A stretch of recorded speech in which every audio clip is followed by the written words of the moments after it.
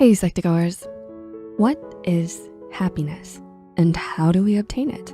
It's a question many writers and philosophers have attempted to answer. Everyone wants to be happy, but the meaning of happiness is simultaneously personal based on what we've learned, both from others and from our own experiences. But finding it is difficult. So instead of trying to find happiness, let's create it.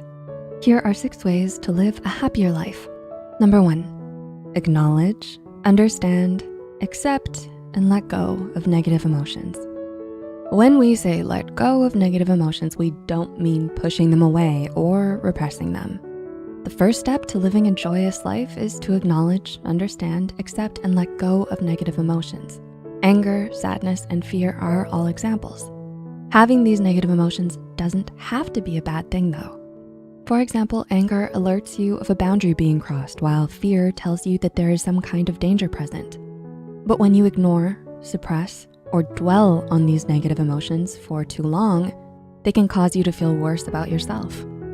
These negative emotions can fester inside and create deeply rooted resentments, which can alter your perspective on life, making you a prisoner to your emotions. It takes a lot of maturity and self-awareness to analyze and break down your negative emotions.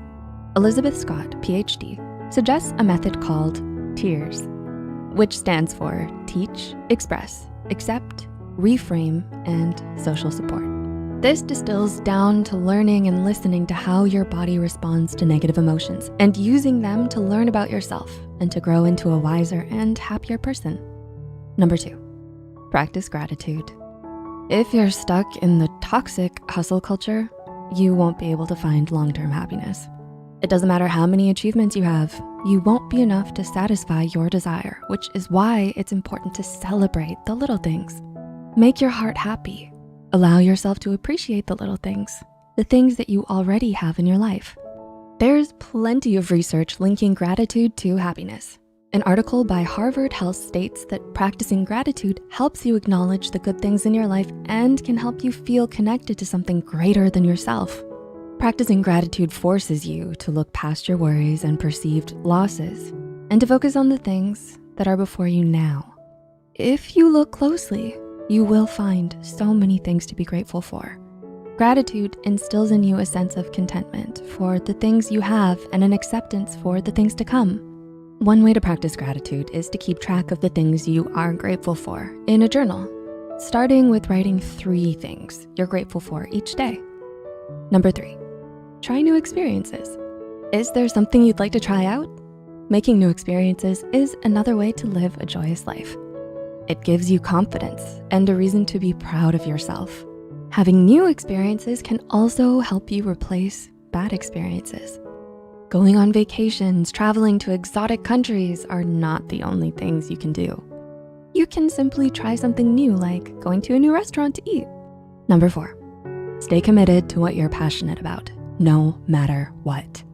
What truly makes you feel fulfilled in life? Think about what you enjoy doing and find a method to create time for it. Whether it's dancing, painting, cooking, yoga, volunteering at a pet shelter, or reading.